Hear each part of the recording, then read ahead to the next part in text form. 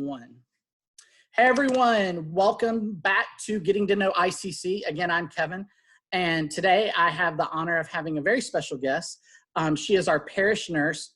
Her name is Stephanie. Miss Stephanie, why don't you introduce yourself to everyone? Okay, I'm Stephanie Gaudin, and like Kevin said, I'm the parish nurse. I've been at Immaculate for about 7 years. It's hard to believe it's been that long. But I took over from the parish nurse that was there before just to keep everything going. And then I decided that I really liked working there. So I asked to be the permanent parish nurse. And so now for the last 7 years, that's where I've been. A little bit about me is I am married. We'll celebrate our 28th wedding anniversary next week. Congratulations. Thank you. And I have 2 children. Abby, who was supposed to get married in May, but now has been postponed to August. And then Austin, who actually works for UPS as their design expert for a few of the stores. And that's about it for us. That's awesome. Do you mind me asking, because I know I've come into your office once or twice and asked a question. So what are some of the things that a parish nurse does? Some one-on-one, if people have an issue and they can come and talk to me, just like as an example, having to put a parent in a nursing home. What do they need to look for? And I can give them some guidance with that, just as an example. I do big health events like the health fair every year, 80th birthday party, which we have coming up on August 1st. And then do things like the articles in the bulletin, what I call toilet trash, which is the reading material in the bathrooms. So, just any kind of health promotion that I can do around the parish. Got it. Cool. All right. So what we're going to do here is I'm just going to ask you some questions that they're much more faith-based. Okay. So get to know a little bit, and then we'll transfer into some ways to pass time without injuring family members and fighting, right? So one of the things I've asked everyone is, give me a couple of your favorite Catholic prayers, maybe one that's very common, and then maybe one that isn't so common.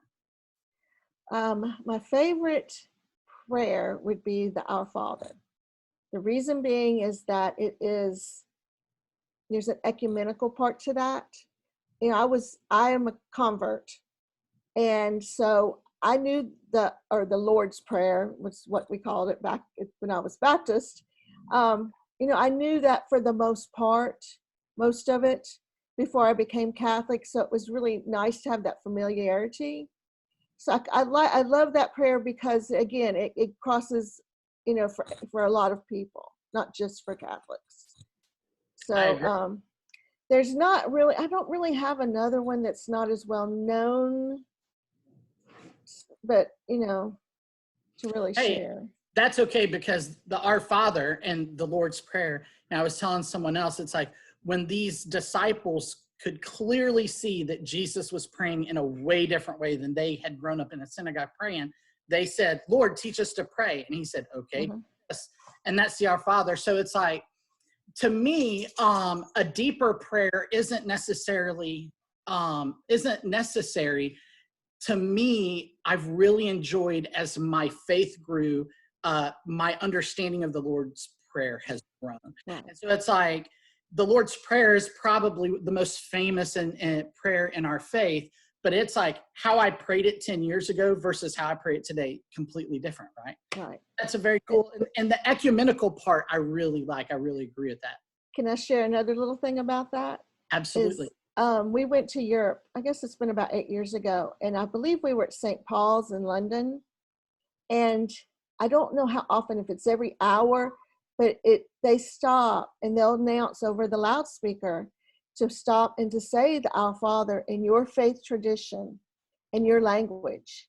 So everyone who was visiting in that time, everyone stopped and we all said it. Again, the words weren't all the same, but it was that was very moving. I bet that was a beautiful experience. Awesome. Okay, so let me ask you, in with faith, about the Bible. person that you identify with in the Bible most, or a Bible story that you keep coming back to that you cherish? Anything like that? I think one of my favorite stories is about Lydia. Ooh. And that she's not as well known as some of the other women in the Bible. And let me just say, I think we can learn a lot. I think women especially can learn a lot from women in the Bible, and men too. But, I think we can, really relate. But Lydia was a businesswoman, and she also was somebody who really, that just was like a sponge.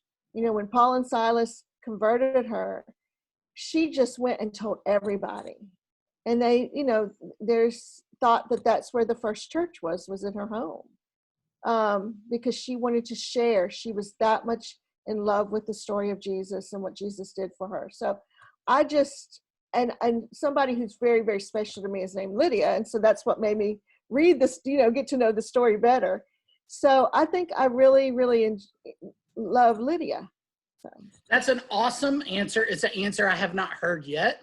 And, I guess you could say if Paul was the church planter, in this very weird way, Lydia was like the first parish administrator, or she was the first overseer of this group of people. And I love her story as well. I think it's a really, really cool one. Okay, so we've done Bible, we've done prayer. Let me ask you, let's go to books. Okay. If you were stranded on a deserted island, what book or series of books, because we can cheat like that, would you want to have with you? That is a very, very difficult question for me, because I have over 1,500 books on my Nook. Reading is a passion for me. But I would have to say probably anything by Danielle Steele. I love her books. I love mystery books, and especially series, because I like to really get to know the characters.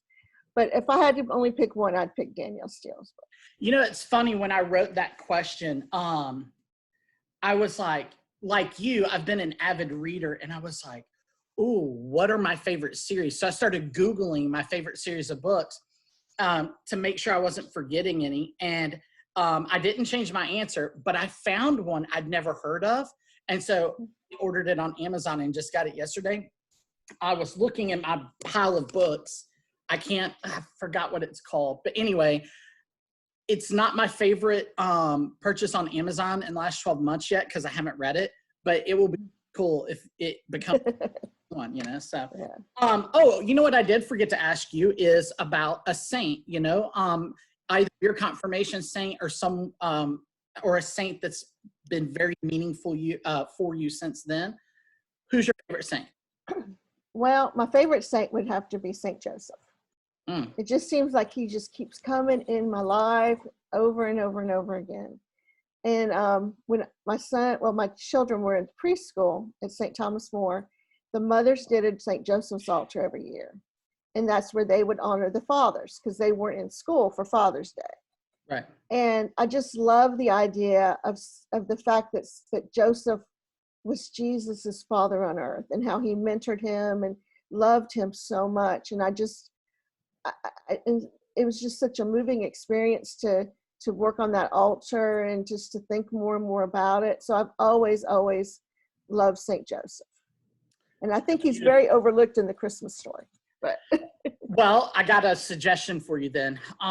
Ascension Press, they have, I don't want to say hired, but there is a Catholic priest in Lafayette named Father Mark Tubes. And he's done a few things with Ascension Press. Last year, he did one called Rejoice, and it was a walk through Advent with Mary, and it was fantastic. And this year, he did one that's a walk through Advent with Joseph. Oh, I'm going to have to look into that. So I was like, oh, no, I don't have that right here. In case you think I'm crazy, I have a stack of books right here. I promise. So, okay, so that's really great. Now let's go back to books. You answered the series of books.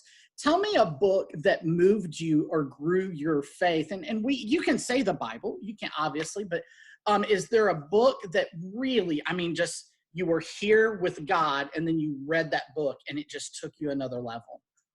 Um, Recently, it's not really so much, it is kind of a book, but I came across a caregiver's workshop, which I did do at the church, but it was based on the writings of Henry Nouwen. Mm-hmm. And as a nurse, professionally and spiritually, I just learned a lot from reading about some of the writings and the things he had to say in the terms of caregiving. And I've also been exposed before to other writings of Henry Nouwen.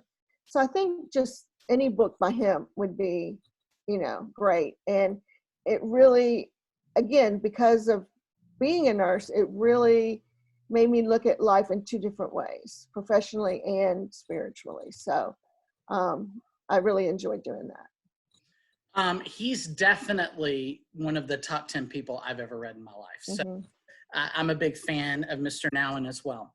All right, so some ways that we could pass the time constructively without choking each other, right? In these homes. So maybe some more fun questions here. How about movies? Like, why don't you give me, this is the way I've been describing it.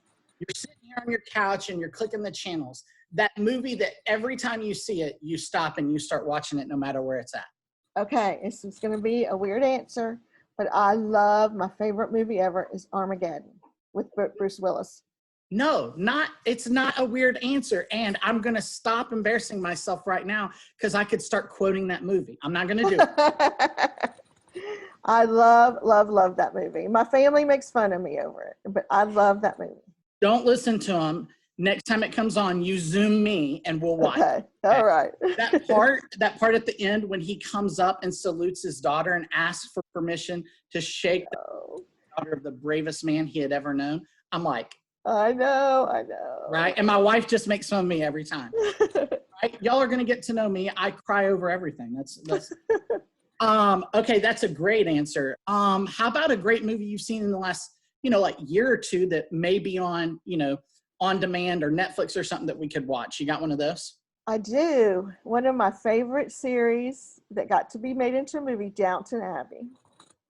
I love Downton Abbey. So my wife is a fan as well. Matter of fact, I think my wife just likes British accents because she watches the nurse one, the Call of the Midwife. I mean, Call the Midwife. I love Call the Midwife. All of them. Okay, maybe a little curveball here. How about a movie, whether it was trying to be Christian or spiritual or not, you had a real connection like that? Maybe a spiritual. Gosh, that's hard, Kevin. I can't think of anything off the top of my head. I can't just throw softballs, Yeah, I know. I got one for you. Okay. The latest, Pope Francis, A Man of His Word. Literally came out in theaters like 3 or 4 years ago.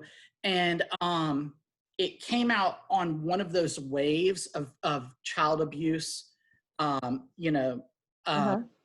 and like watching him on the screen talking about trying to be the man that, wanted to be as a pope and dealing with all that.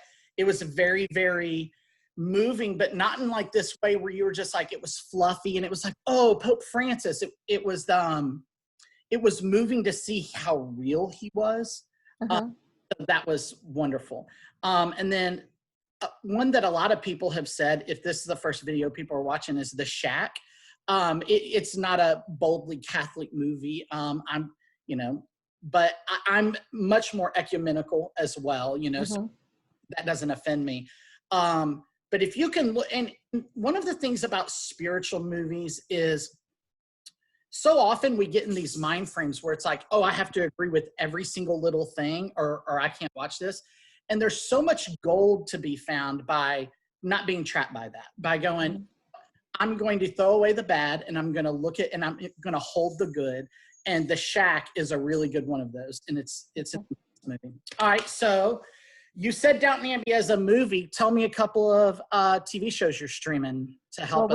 We are going back. My daughter and I, Abby lives with us, and we're going back and watching the Downton shows right now. Also, we started going back to ER that came out actually 25 years ago. And that was actually the year Abby was born. So I remember her as a baby, and my husband and I watching ER. And I have so enjoyed going back and watching it again. So we've enjoyed that. And the other one that I really like is The Americans. Oh, that's the spy show on FX? Right.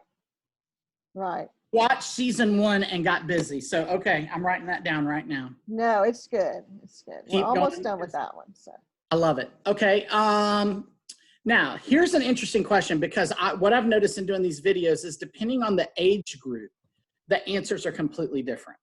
So I'm going to ask with a little explanation, what's your favorite thing to watch on YouTube? Now, I'll go ahead and say for me, 90% of the things I watch on YouTube are like how-to stuff, okay?